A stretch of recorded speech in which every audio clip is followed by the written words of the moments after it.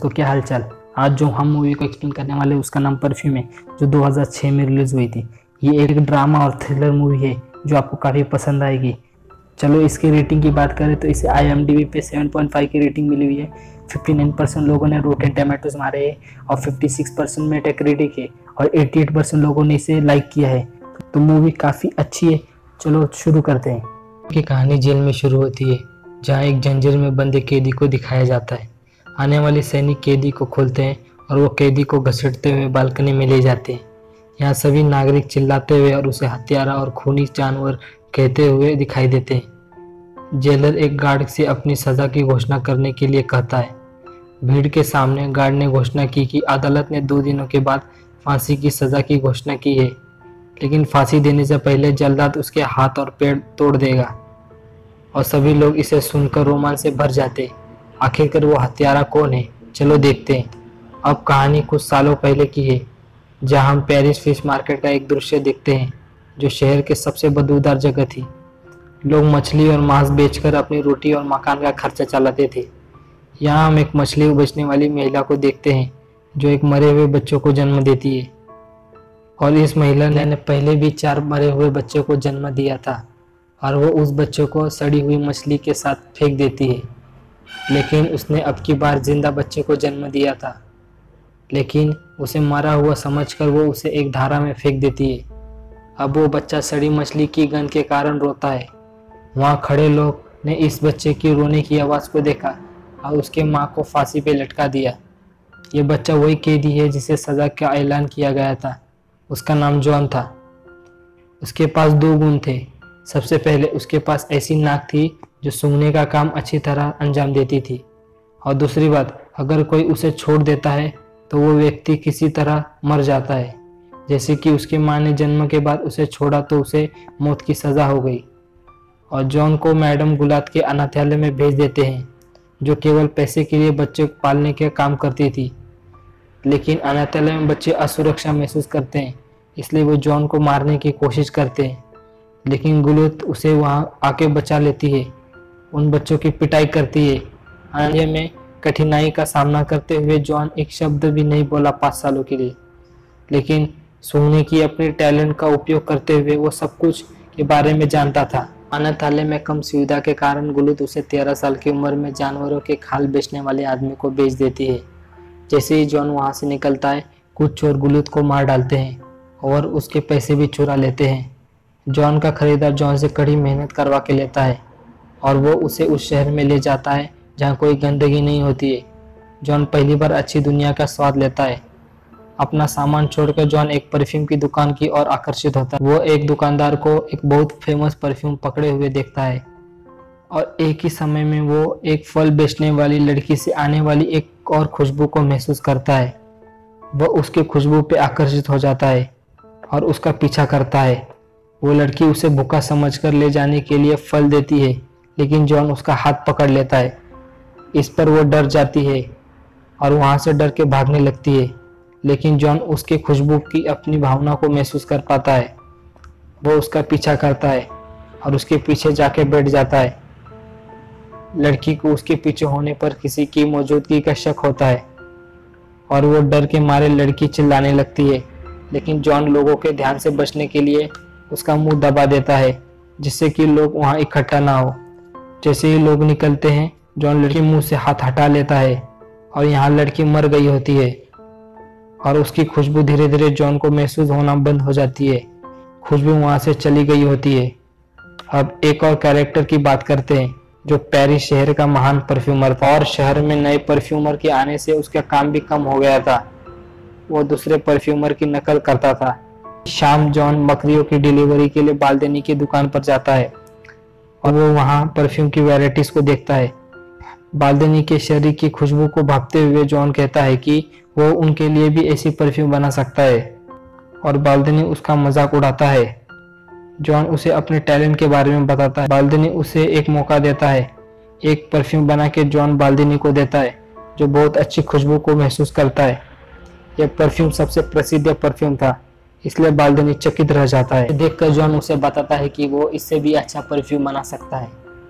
इसकी खुशबू को महसूस करते हुए बालदेनी अपने गर्लफ्रेंड को याद करता है, उसे बहुत खुशी मिलती है। अब बाल्दनी जॉन को ग्रिमिल से खरीद लेता है।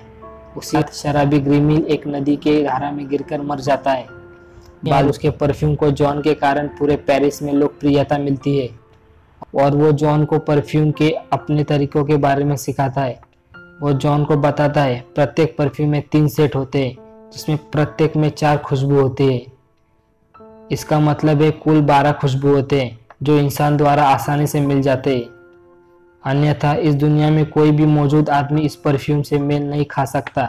अगर कोई 13वां परफ्यूम बना दे, ये सोचकर भावुक हो जाता है कि वो इसे बना पाएगा या नहीं, और वो बाल्दनी को अपनी प्रक्रिया सिखाने के लिए कहता है, जो दुनिया के माध्यम से अपना सर्वश्रेष्ठ तरीका देने का वादा करता है। बाल्दनी ने अपने डिजाइन की गई मशीन के अनुसार 10,000 फूलों को बोतल में डालने की प्रक्रिया को बताया, जो उसे पेरिस में आने से पहले सीखा था। बाल्दनी एक दिन जॉन को रोते हुए देखता है। बाल्दनी ने कारण पूछा। जॉन उसे यह कहता है कि तुम झूठे हो और उसकी बताई गई विधि असफल और पुरानी है। मैं लोहे और कांच के बोतल में परफ्यूम को कैद नहीं कर पाया। बाल्दनी के घटने के बाद जॉन बेहोश हो जाता है। जॉन के बीमार पड़ने पर बाल्दनी अपना नुकसान के बारे में सोचकर चिंतित हो जाता है। जॉन बाल्दनी से अन्य प्रक्रिया के बारे में पूछता है और वो उसे जानवरों के त्वचा से परफ्यूम निकालने के लिए कहता है। बाल्दनी उसे ग्रास के पास जाने का आदेश देता है। वो बदले में 1000 फार्मूले ले लेता है। जॉन ग्रास में जाने के बाद काम सीखता है क्योंकि बाल्दनी उसे वहां भेज देता है। जॉन के जाते ही बाल्दनी का घर गिर जाता है और उसकी मौत भी हो जाती है। ग्रास में जाकर जॉन पहली बार फ्रीडम का एहसास करता है। अब वो किसी का गुलाम नहीं था और अपने फैसले खुद ले सकता था। अब 2 रास्ते हैं जो ग्रास की ओर ले जाते हैं। एक गांव से होकर जाता था जबकि दूसरा पहाड़ से होकर जाता था। अब वो पहाड़ों से गुजरने लगता है। रास्ते में वो एक गुफा का जांच करता है जहां वो आराम के लिए रुकता है। वो वहाँ कई दिन शांति से बिताता है और एक बार वो उस फल बेचने वाली लड़की को सपने में देखता है। भ्रम की स्थिति में जॉन अपने शरीर को सूंघना शुरू कर देता है, लेकिन अपने शरीर की गंध महसूस नहीं कर पाता है। बाहर बारिश में नहाते समय उसे पता चलता है कि उसकी अपनी कोई खुशबू नहीं है। अगली सुबह वो ग्रास की ओर जाता है। उसे उसी फल बेचने वाली लड़की की खुशबू की अनुभूति होती है। ग्रास के पास आता है। एक सुंदर लड़की को गाड़ी से उतरते हुए देखता है। देखते ही देखते वो उसका पीछा करता है। इस लड़की का पीछा करते हुए वो एक महल में प्रवेश करता है जो एक सबसे अमीर व्यक्ति रिचिस का मालिक होता है, और वो खूबसूरत लड़की लोरा उसकी बेटी है जो ग्रास में सबसे खूबसूरत लड़की थी। जॉन एक महिला के यहाँ काम करता है जिसका पति जॉन पर कड़ी नजर रखता है। अपना काम करते हुए जॉन जानवरों के चर्बी से परफ्यूम निकालने के लिए 2 तरीके सीखता है। वो अपने साथ काम करने वाली महिला पर पहली विधि लागू करता है। वो उस लड़की के मरे शरीर को जानवरों के चर्बी के साथ एक टैंक में उबालता है, लेकिन वो सफल नहीं हो पाता।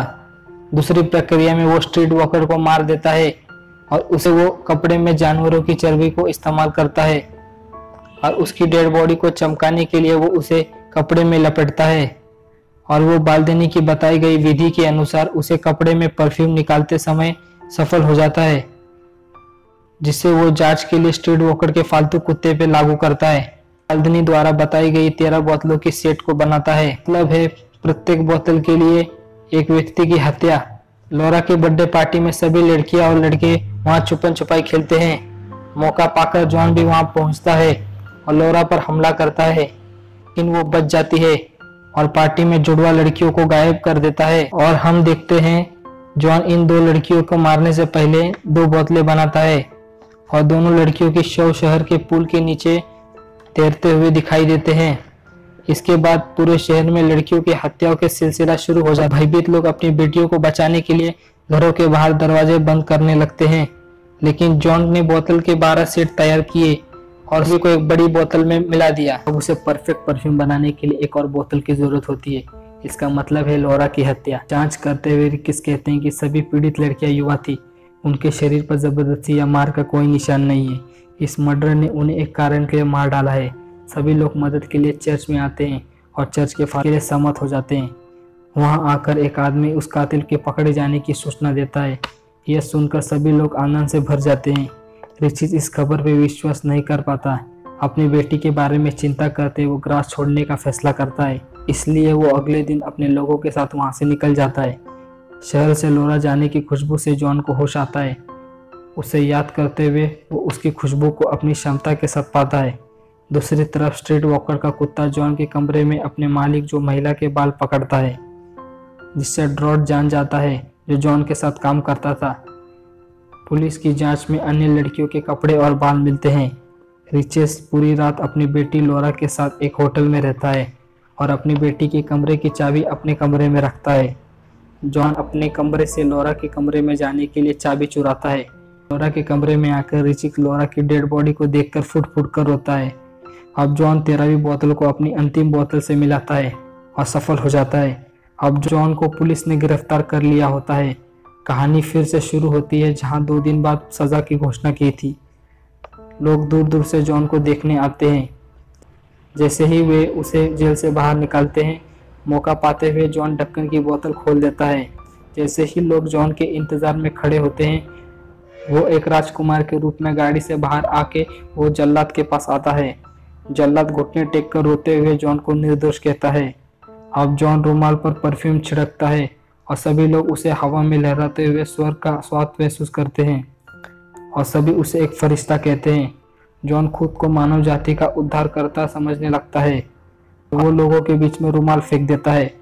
एक ही समय के भीतर सभी लोग छोटे बड़े, गरीब अमीर, काले गोरे आदि के भेदभाव के बिना प्यार करना शुरू कर देते हैं। इसे देखते हुए जॉन को सच्चा प्यार महसूस होता है। उसे उस फल बेचने वाली लड़की की याद आती है। वो सोचता है कि अगर वो उसे इस तरह प्यार करता तो वो उसे अपना बना सकता था। ये सोचकर वो दुखी हो जाता है और रोने लगता है।